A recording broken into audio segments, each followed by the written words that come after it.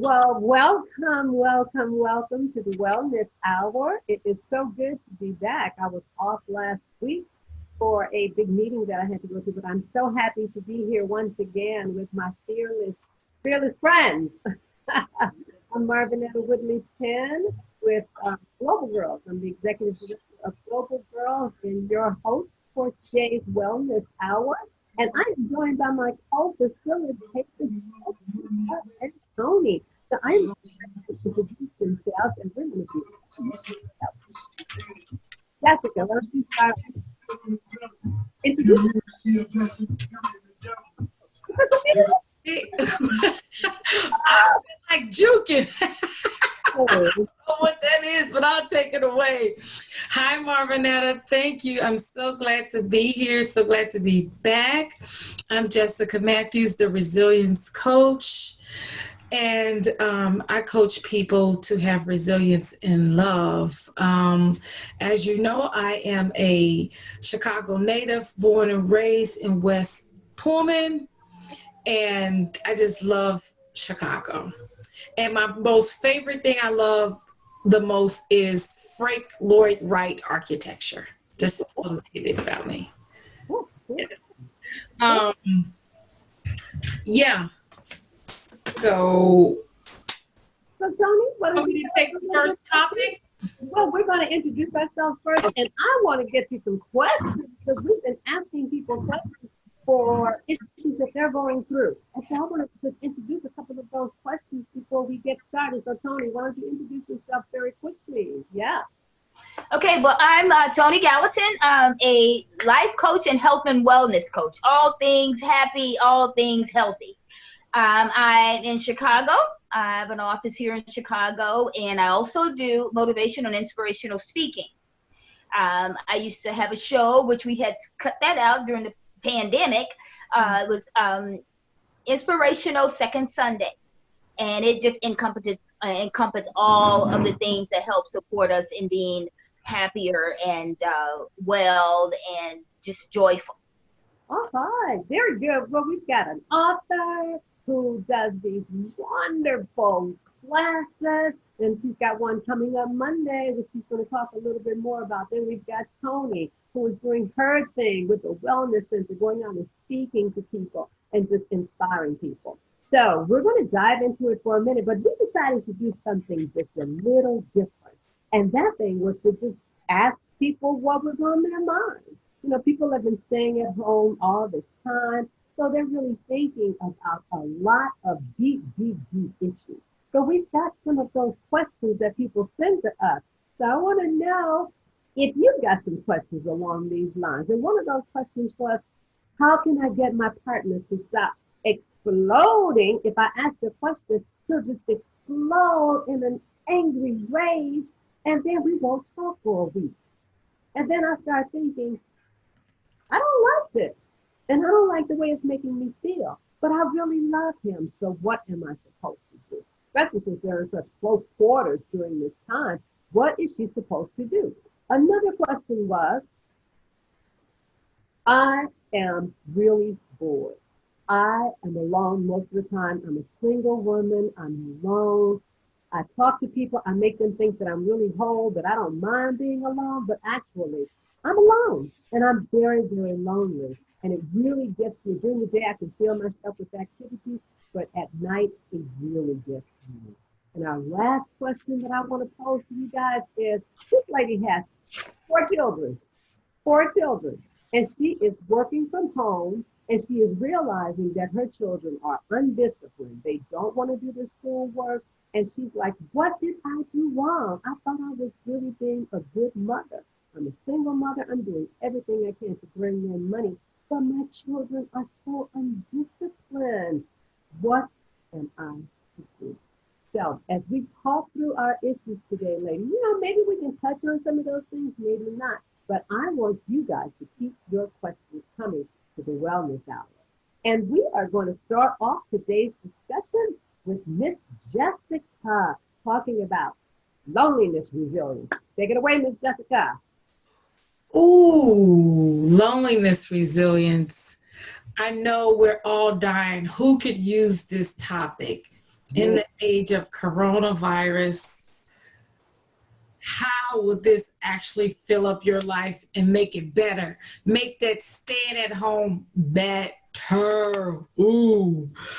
I actually experienced this yesterday, really. I went to my dad's house. He lives alone. I went to my dad's house and I dropped off something to him, and I ran to the car real fast and I jumped in so he wouldn't try to talk to me or hug me or kiss me, because daddy always like to, you gotta kiss him on both cheeks or you're disowned if you don't do that. So I ran to him. So daddy calls me, Jessica, get on the phone. Get on the phone. He's like, get on the phone. He's in his door. He saw me. He runs to his door. Get on the phone. I call him. He goes, why didn't you come in and talk to me? I was like, Daddy, coronavirus. I don't want you to die. I don't want you to die, Daddy. You should talk to me for 10 minutes at least. I was like, he was like, your sister drops off stuff and she does XYZ and she's my favorite daughter. I said, Daddy, you know how much I love you. I love you so much. You're amazing. I want to keep you safe. And we go out all the time. When it wasn't coronavirus, we go to dinner, we have fun. And he was like, yeah, you're right. What was actually happening was emotional isolation. It is what was actually happening with my daddy, emotional isolation. That's when you don't feel the emotional connection with somebody. And that's what I got from him. And one out of 4 people actually suffers from loneliness. And in the age of coronavirus, this is a real problem. So what I would like to offer everyone in terms of emotional isolation would be and when I reminded my dad about we would go to dinner and do all of this stuff. When I reminded him of that, he was like, oh yeah. And he got excited. So in the age of, to have loneliness resilience and to ward off that emotional isolation is to really get connected. To get connected, not just connected by calling people and checking on them, but that emotional connection, that connection that makes you go, yes, that connection that makes you want to cry, the connection that makes you want to laugh. And that is a practice that we could take on, like for each person, it's different for everybody. So whatever it is, your thing that really makes you connect emotionally is a way for you to get out of that emotional isolation, even if you are sitting in the house alone. And that's what I want to leave you with. Ward off that emotional isolation by getting connected far deeper than, hi, how are you? Love that. And that addresses one of our questions. The lady was talking about how lonely she feels. So she needs some emotional connection with people and going, like you said, beyond. Hi, girl, how you doing? But just really getting in there and being honest. You were honest with your daddy. Remember the times, and 1 in 4 people. What a statistic. My goodness, you don't think about that, but it is so true. Thank you so much, Jessica. Next, we're going to move to Tony, who's going to talk about managing that ego. Take it away, Ms. All right. Managing your ego, managing my ego. I think that we all, in some sense, can get caught up in an ego. And what ego simply means, and that's one of my favorite authors, Wayne Dyer. He's passed on now, but he writes about the ego and how really, I don't know if it was his term or it's something that comes from way back, because normally when you start researching, you find out, do you think one person created a term, and it's like, oh, they got it from so-and-so, and they got it from so-and-so, and then they got it from the Bible, okay? So what ego means is like edging out God. Instead of us allowing the God in us to shine brightly so that we connect with people, and that's why people will really truly love us and respect us, it's because it's the God in us. We will mask it by buying a really expensive car and wanting people to look at us like, whoa, look at it, that's a great car, or a huge house, and we want people to look at us and adore us and recognize us for are actual materialistic achievements. Or sometimes individuals can get 6 degrees. They go to school all the time, but they fall short and they never get any position anywhere because they're busy going to school, because they pride themselves on being educated. And their ego says, I am better than this person because they're not educated or they don't have as many degrees as I have. Although this person could have all kind of material things and have achieved all kind of wonderful things, but they still look at it like, this is what I have and I achieved it. We sometimes, even I find myself in doing what I do, sometimes I can be so picky about what I look like or if this hair is in place. That's just ego. If God has given me a message to give to someone, don't worry about how you're looking. Just worry about delivering the message, and they're going to respect you and adore you and admire you anyway for connecting and giving something to these people that they can use. So, I've learned over the years to just kind of push that aside and just do the best that I can do and let God shine through me. I want to tell you guys a little story that I heard. It was about a sculpturist, right? So he makes this amazing sculpture of this golden goddess, right? So he goes to get the golden goddess to bring it into town. Got the golden goddess is on top of his little donkey, and he's bringing it into town. Well, the people looked at the golden goddess, and they're like, oh my God, oh, they're just loving it. They're bowing down, they're praying. They're just, oh, it's so beautiful. It's so beautiful. Oh, just every corner he turned, people were lining up and just admiring this golden goddess. Well, the donkey that was bringing in the golden goddess thought they were admiring him. So he goes back through town by himself without just strolling through, kicking up all kind of dust and strutting his stuff and carrying on. People start throwing stones at him, telling him to get out of here. What are you doing, donkey? Well, he was a donkey, kind of made an ass out of himself because he thought it was about him, and it really was about the golden goddess. So it's not about us, it's about the God that's within us. And we have to focus on that and remind ourselves that to build ourselves and achieve as many things spiritually that we can to uplift ourselves and uplift other people and be loving and caring and amazing, and not think that whatever our material achievements puts us above someone else. And in these times that we are struck with this whole pandemic, it don't matter what you got. It doesn't matter what outfit you got on. It doesn't matter what car you're driving. It doesn't matter how sharp you're going to look at the club with your fancy stuff on. It don't matter anymore. And I think that this is a time where we can practice really looking into ourselves and connecting with our higher power to become the best that we can be, to serve each other on this earth in a positive and amazing way. So don't edge out God, embrace God in your life, whatever you consider God to be, that is wonderful, and love each other.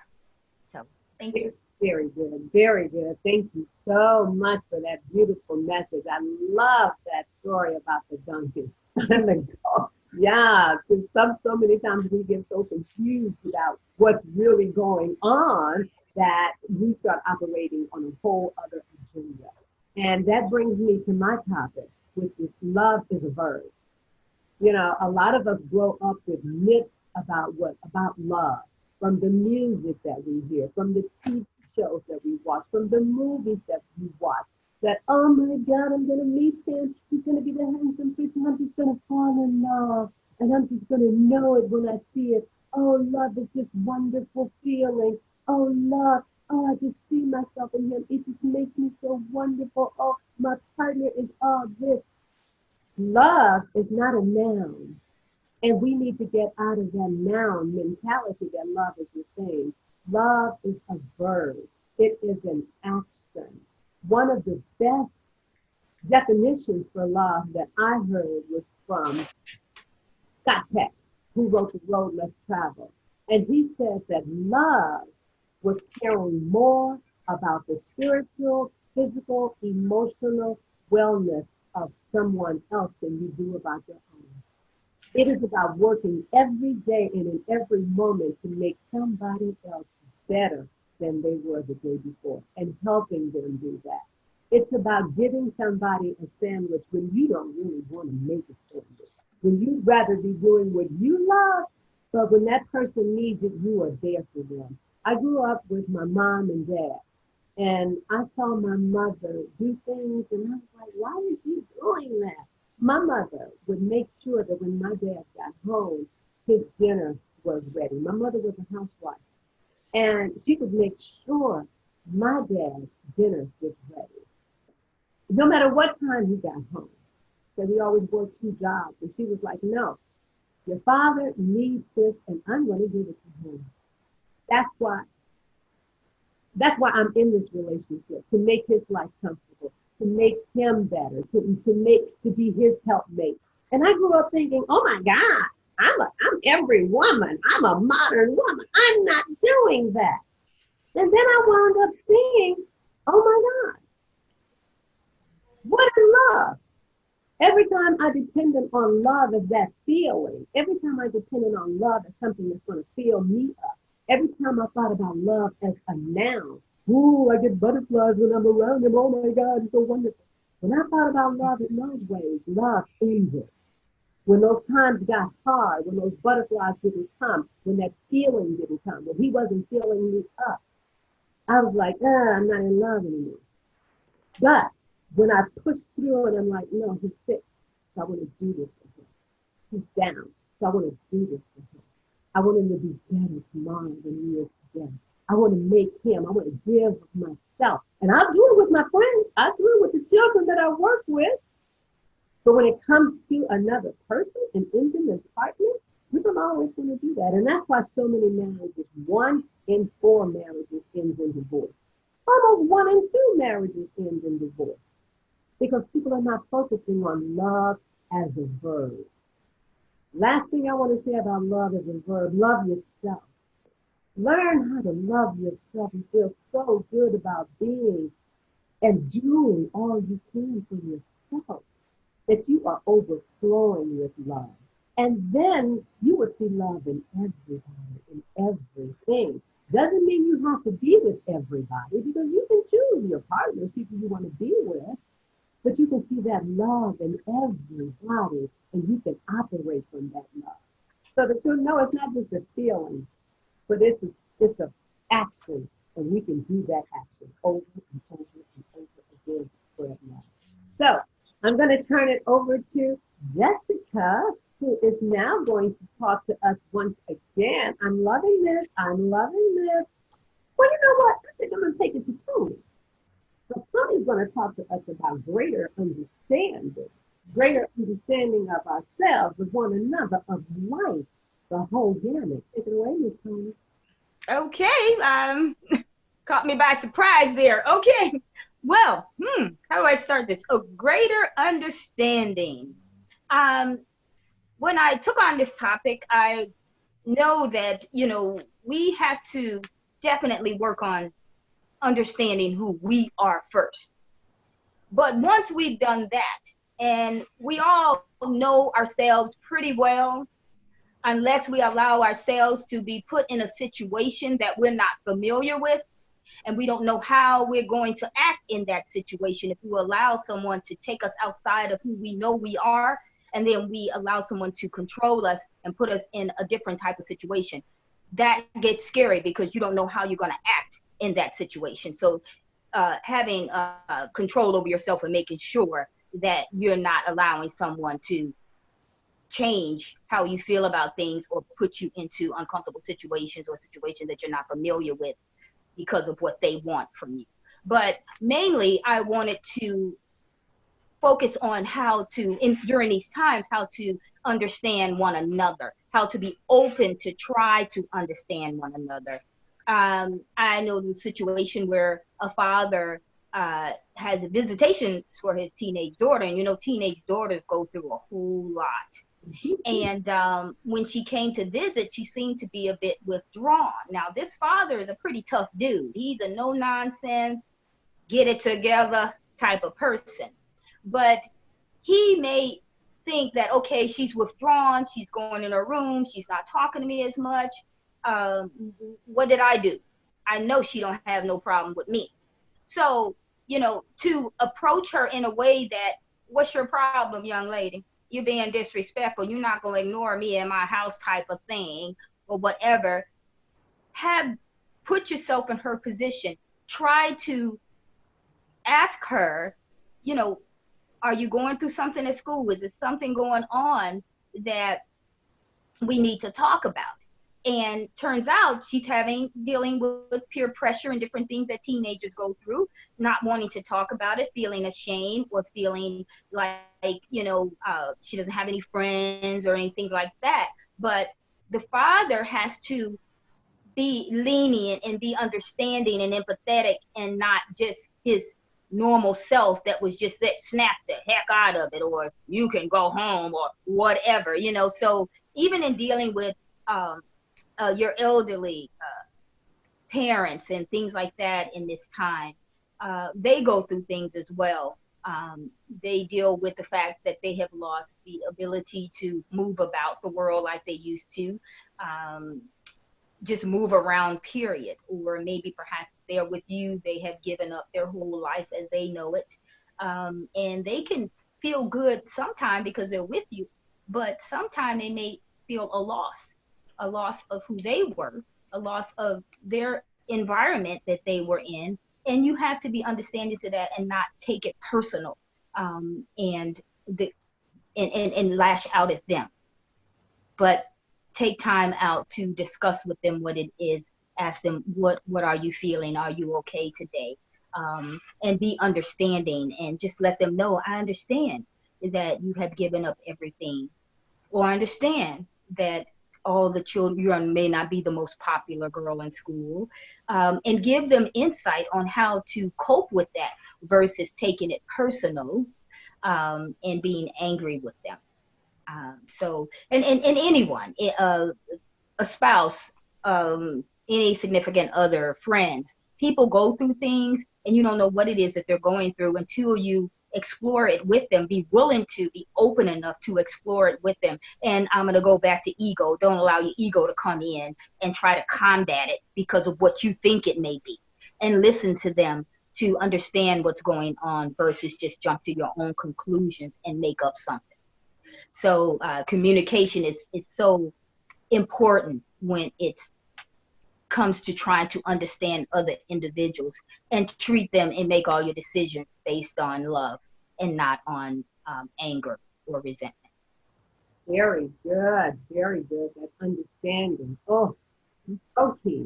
Seeking first to understand rather than getting our own points across. Exactly. Understand what other people are saying and what they're not saying. Being able to read between those lines, Tony. That little girl needed so much more.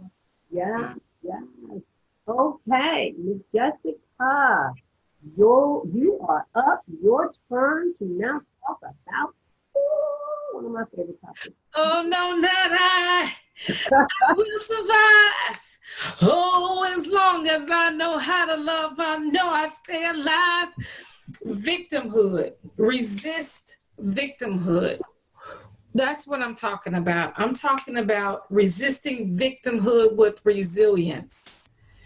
And I love that song from Gloria Gaynor because that's what she was talking about. She was like, you're not doing this. I'm good. And a way for you to actually resist victimhood and have resilience is to restore yourself. And I remember having to restore myself because at one point in time, I was part of the 85% of Americans who suffer from low self-esteem. So I had to restore myself at one point in time. And one of the things that I did to restore myself was to take away out of my vocabulary the shoulds and the musts, because I'm shoulding all over myself. I heard Tony Robbins say that and I fell out laughing, shoulding all over yourself. But I would always do the shoulds and the musts. And I can remember when I can remember when I was going through a divorce, and it was like I must have a particular outcome. I must have a particular outcome because I felt like I was being victimized. And I didn't like how things were going, and this happened and that happened and this happened and that happened. And I felt like a victim. So because I felt like a victim, I felt like I should have done this and I must do that. And I restored myself by avoiding those things. So you don't have to be a victim. Restore yourself, and the practice to help restore yourself is to get rid of the shoulds and the musts. Right. Oh, God. You know, we live in a big victim culture these days where everybody, well, you know, this person did that to me. That person did that. You know, I grew up in this situation and I went to this kind of school. So what do you expect of me? Well, I say we expect a whole lot from you. The world expects a lot from you. So yes, thank you, Jessica. Get rid of those shoulds and those musts and all of the excuses that we use. I am going to talk for a couple of minutes about some core principles. And I mean Principle, not PAL. You know, the principal is that person who's in charge of the school. The principles are those values that are in charge of you. That's right. A long time ago, you know, we learned the 10 Commandments, those of us who went to church, and those kind of became our core principles because they were drilled into you if you went to church. Thou shalt not, thou shalt not, thou shalt not. But what shalt thou do? My mother didn't have to tell me, these are your principles. She just says, you're a Woodley, and Woodleys don't do this. Woodleys do this. So I grew up thinking there's certain things I have to do. I have to go to school and make good grades. I have to make something of myself. I have to keep my room clean. I have to try to eat well. And my dad did not. Oh, my dad was a mess. He was like, do not get that. Do not get that. And my dad was a funeral director, right? So he was like, fat people are difficult at death because you have to make certain allowances for them. He's like, don't get that. Come on, I'm just don't do it. So I knew I wasn't going to do that. But I did not know the why. I did not know the how these things beyond the actions would guide my life until I really started thinking about what was important to me. What are the values that are important to me that don't change with the circumstances? And when I started looking at it, because I work with young people and I'm always trying to get them to be good people. So I thought about what are those core values that do not change, no matter who I'm dealing with, no matter what situation I'm in, no matter if it's good or it's bad, these ideas don't change. And I think that a lot of people in life that I've met or I've talked with, they just have not established those core values. They've not stated those core values so that they are running throughout their lives every day. So I have four core values that I want to point to. One of them is rooted in a story from my childhood. I'm always going to be talking about my mother, and today's her birthday. Happy birthday, Mommy. Even though she passed when I was 17, I had just had a baby. And my family expected me to go on and do great things, right? And I was a good kid for the most part. But I had just had a baby. Got pregnant when I was 17, had my baby when I was 18. My mother died 8 months later. Killed in a car accident. The worst thing that could have happened to me, who had never cooked anything, never washed. The only thing I had to do was keep my room clean. So when she passed, I don't even know how I made it through the next few years of my life because there was no such thing as therapy for a little Black girl in East St. Louis. So it was a very dark period. But The more I thought about my mother and her life, I really leaned on the principles that she had given me. And one was integrity. Always tell the truth and always do what you say you're going to do. I was maybe 10. And one day she had finished cooking, she was cleaning, washing dishes and cleaning up, and there was a quarter that she had left on the table. So I'm like, I'm gonna get this quarter. I can see myself at the candy store writing down. Take this quarter. She says, I know this quarter is there. Somebody's lost is my game. So I took the quarter and I excused myself, went up to my room, put it in the drawer, and thinking about all the treats I'm gonna eat. And my mother, I went back downstairs with my mother, and she was like, I could have sworn I had a quarter on this table. I was like, it's a quarter. I don't think it was a quarter there. There was no quarter there. No, I don't know what you're talking about. She's like, are you sure you didn't see that quarter? I'm like, no, there was no quarter. She said, I would hate to think that my daughter that I love and trusted with my quarter. I would just hate that. That would just make me so sad. I was like, oh my God, the more she talked, it was like, oh my God, what am I going to do? I got to get this quarter. So I went back upstairs. I got the quarter. I put it on the table. I put it under a pitcher that she had put on the table with some lemonade in it or something. And she was like, I knew you would bring that quarter back. She knew all along I was lying. Why'd you put me through this? But it taught me a lesson. Don't lie. Because it's so much easier to just tell the truth. So living with integrity means that first I have to tell myself the truth. To thine own self be true. It goes back to the Bible. But I tell myself the truth. I don't want to live somebody else's life. I don't want to live a lie, trying to be something that I'm not. I want to be as authentic as I can. And then I want people who are around me to be authentic. Because then it goes back to the topic of love. If I'm loving myself enough to live by my principles, which another one is health.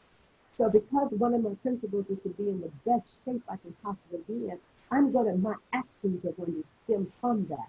And so I'm going to eat right, and I'm going to exercise, and I'm going to take care of my body. I'm going to listen to my body, and I'm going to meditate. I'm going to not have stress. I'm going to decrease stress as much as I can because my principle,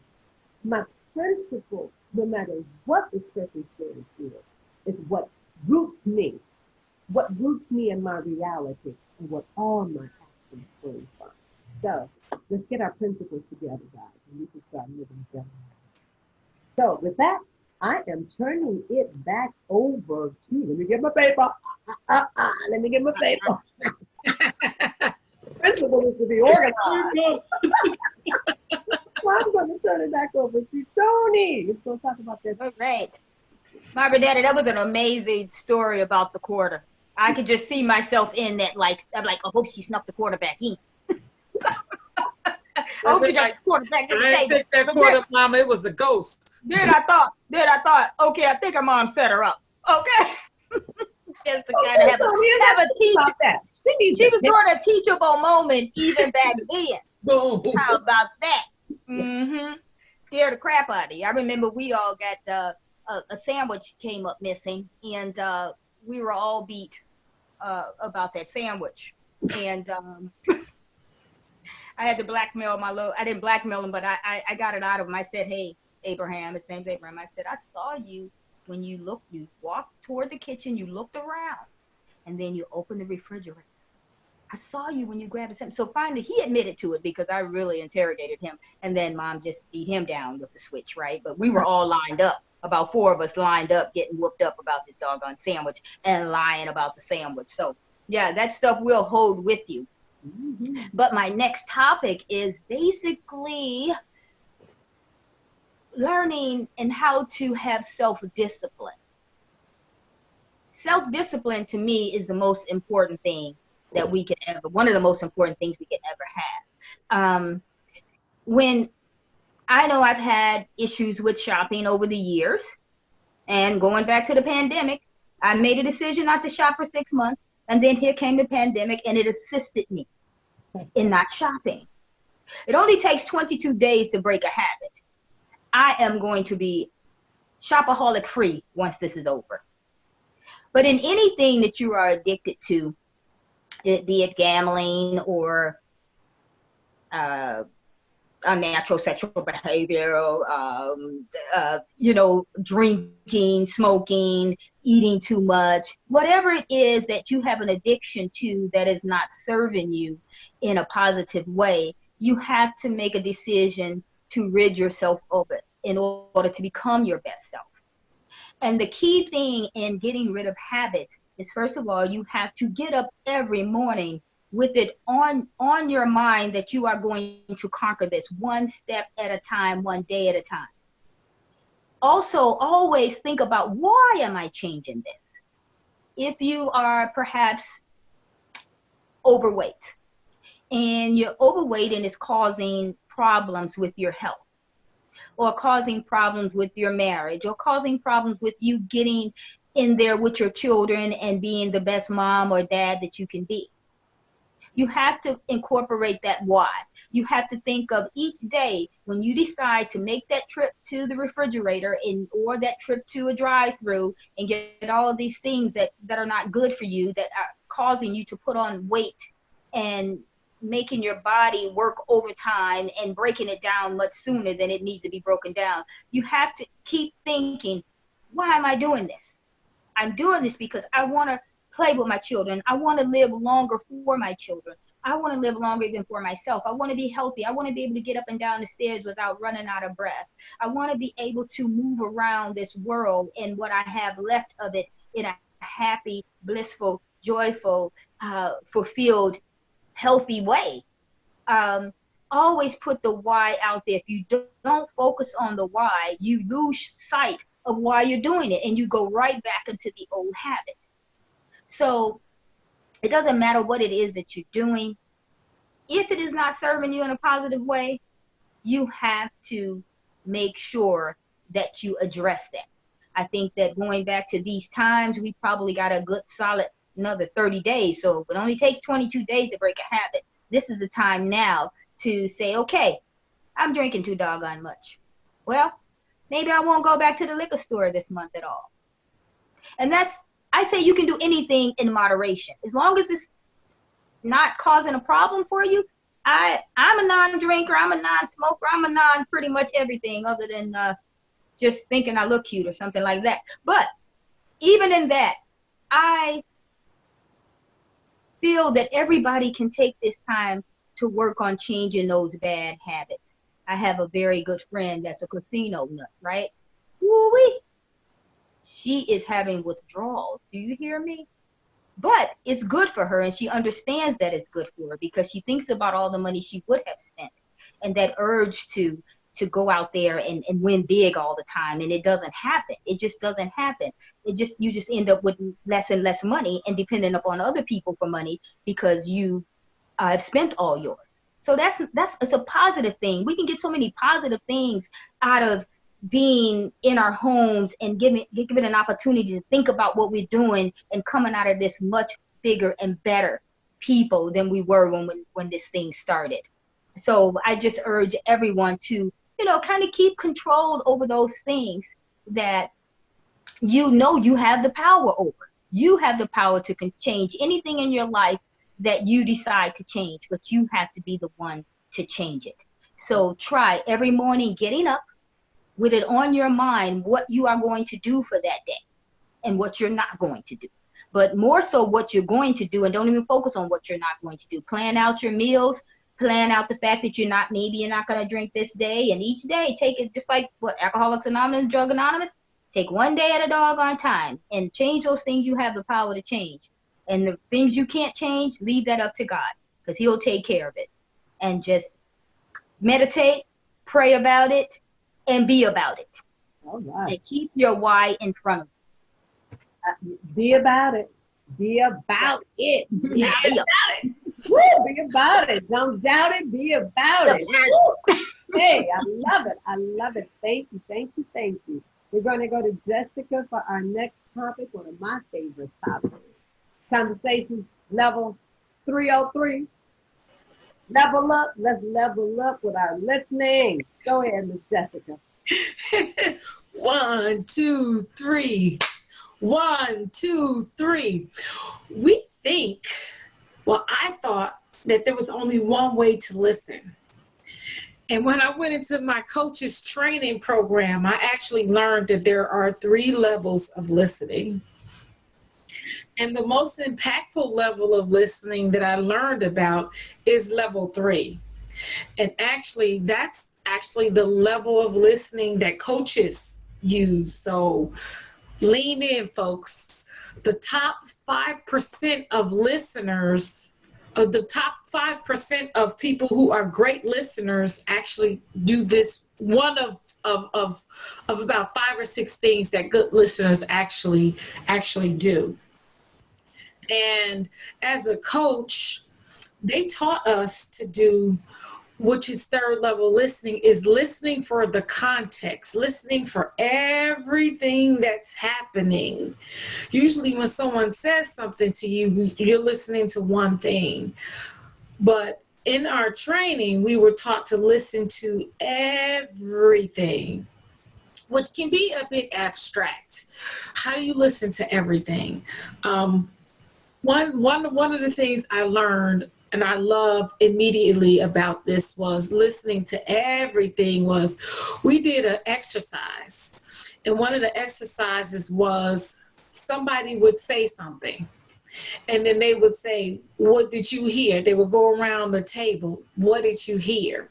And we would have to listen in terms of the context. We had to listen to everything. So everything is body language, tone, pitch, context. So the context would be, are they talking about something that's like a broader scope thing, a story behind the story, like what made them come to the conclusion of that thing.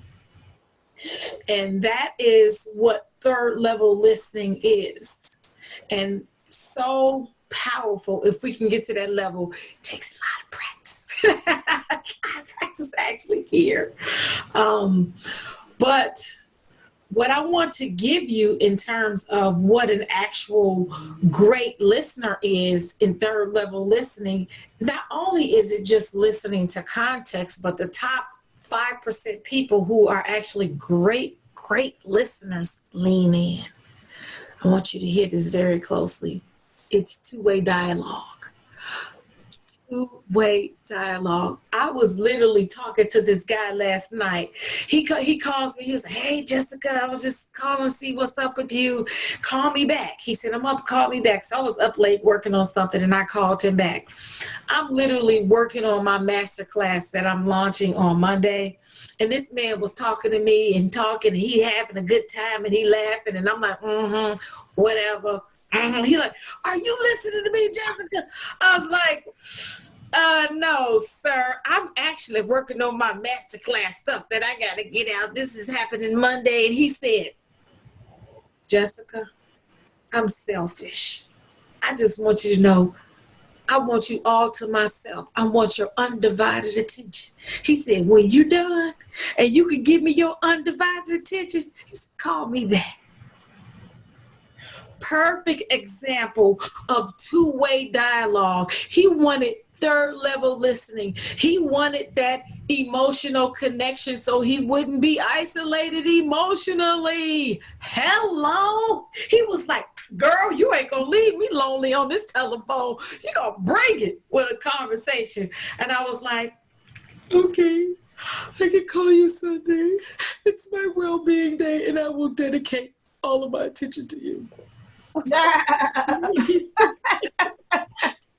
just want to leave you with that. Be one of the top 5% listeners and have 2-way dialogue while listening to the entire context and the surroundings of everything that's happening.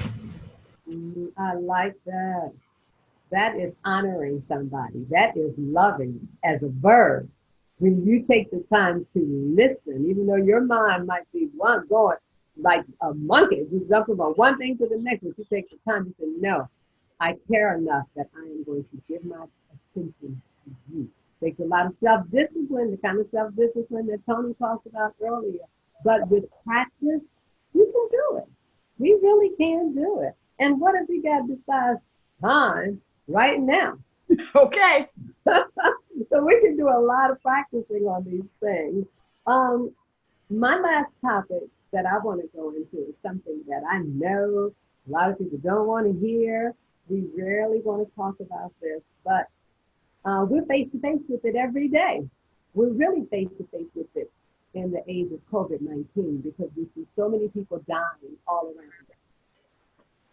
And this is something that nobody wants to talk about. I've come to terms with it, and I know that there are two truths about death.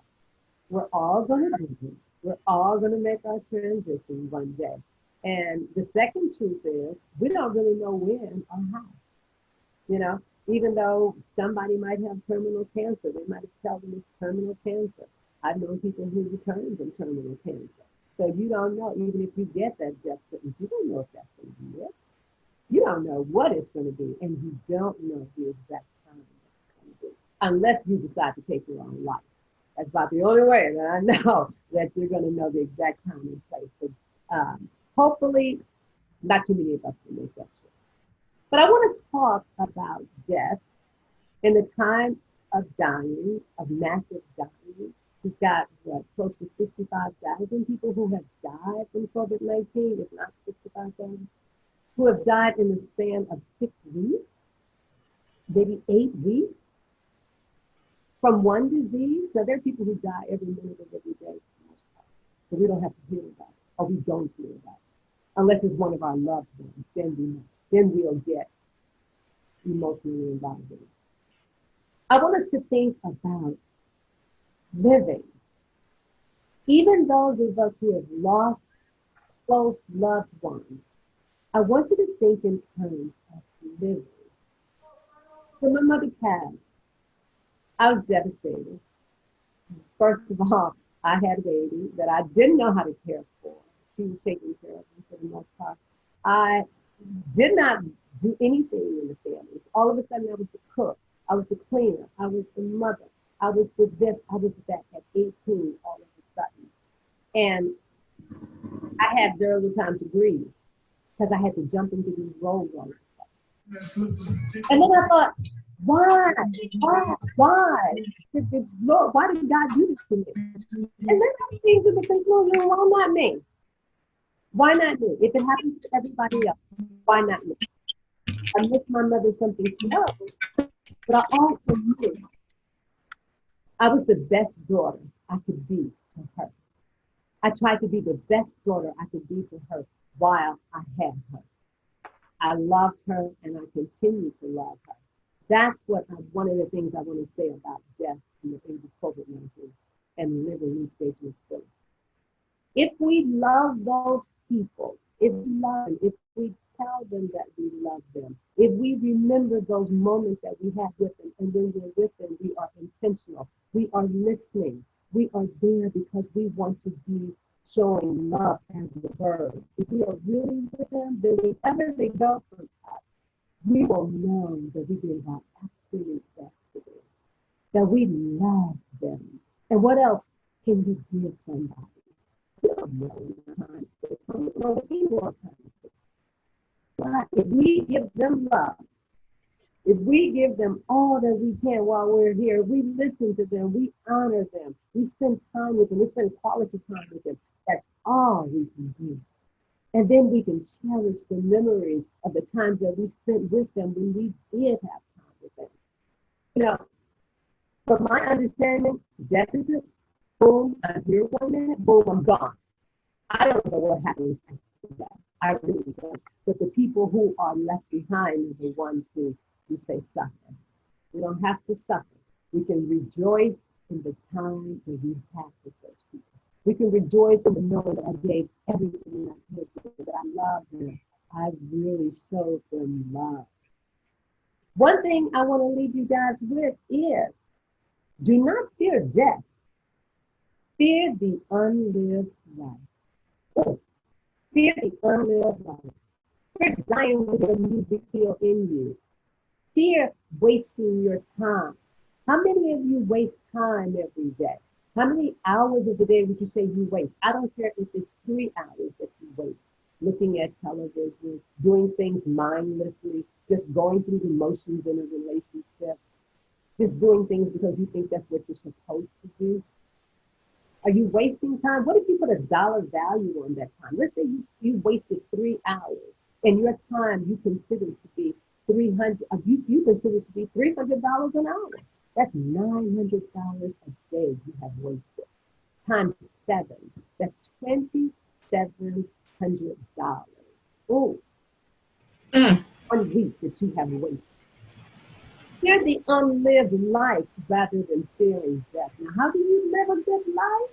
Several things, but I don't have time to go into all of them. One thing I like to challenge you to do is to challenge yourself every day, to be better today than you were yesterday, to learn something new with every day, to not waste your time. There's so many dreams that you have. All of us have these bucket lists, right? Well, I'm going to do this before I die. I'm going to do that. Do it!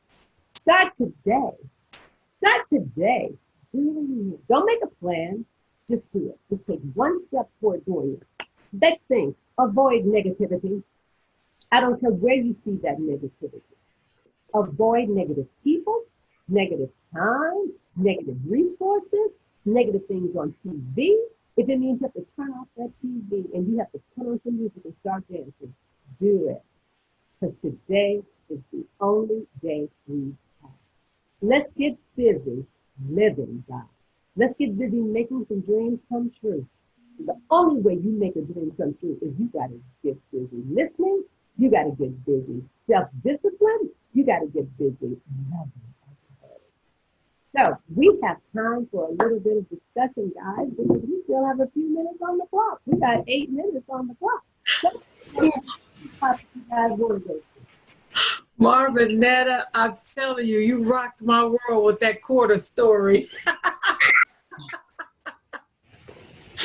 I was like, oh my God, that's amazing. Principles are forever. And you said that you didn't know how you got through those moments, but the principles that your mother left with you carried you through. Like all of that stuff carried you. The discipline she left with you, the motherly, like she showed you how to be a mother. You had never been a mother, but she showed you how to be a mother, and you were able to do it. You were able to emulate her because she demonstrated it. I love that story. Girl, I have so many stories about my mother, as I'm sure we all do. And when we think about, and that's one thing I would like people to do, is to think about those stories. Where did you learn what you know? There were moments when you had a teacher, or you had a parent, or you had a brother, you had a cousin, you had somebody at some instance in a story that taught you something that has lasted you, that has lasted and that has helped make you the person that you are. Thank you. I always tell my kids that story. They probably, I've heard that before, Ms. Penn. I've heard that one. Yeah. So Tony, I see that you changed locations. It's really beautiful. Yeah, it was too much rap music outside. Some of my neighbors, they bring out their motorcycles, and I had to get out of that. I'm like, really? You know, I couldn't yell out there and say, "Hey, I'm doing a video, keep it down," you know. But so I thought I better change my wall. Beautiful. Thank you. That's my favorite color. Like a dark turquoise is my favorite color. So I had to do one wall that color at least. Yeah. Beautiful. Now, did you paint that, or did you have somebody come in and paint? Oh, I had somebody else come in and paint it. I can do it though. I'm a painter. I can do it. But yeah, Marvin, this was a great show. I think. Oh gosh, that quarter story, like you said, that was a good one. That was everything. I think that if we all incorporate those personal stories, it just really drives it home because it comes from the heart, you know. And comes from the heart reaches the heart. Yeah. I love Jessica's stories about her dad. That guy, I remember the airport story about him teaching you the lesson about punctuality. You see how we learn? Punctuality is so important to him, and that connection, that physical connection that everybody's craving right now. I don't know about you guys, but if I don't get a hug soon,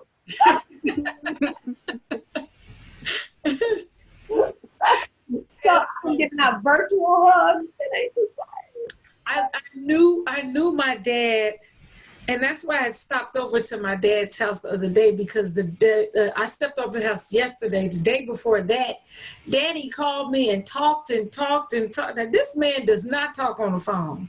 When this man talked my ear off for 20 minutes, I looked at the phone like, who is this person and what have you done with my father? Daddy talked. And I knew something was happening. And when I got to his house the next day and dropped off something in, because I just wanted him to see me, because see me, let him know I was okay, and just like wave from a distance and stuff. And he was so mad. He was mad. And I was like, oh, that's what this is all about. That's what that conversation was about. That conversation the day before was about emotional isolation. And he was connecting with me on the phone. So yeah, but Daddy is so funny. We have a good time every time we talk or whenever we hang out. That is so awesome. Can I ask about your mom? You said what? Can I ask about your mom? Oh my goodness, my mother is equally as hilarious. So my mom and I have a ritual.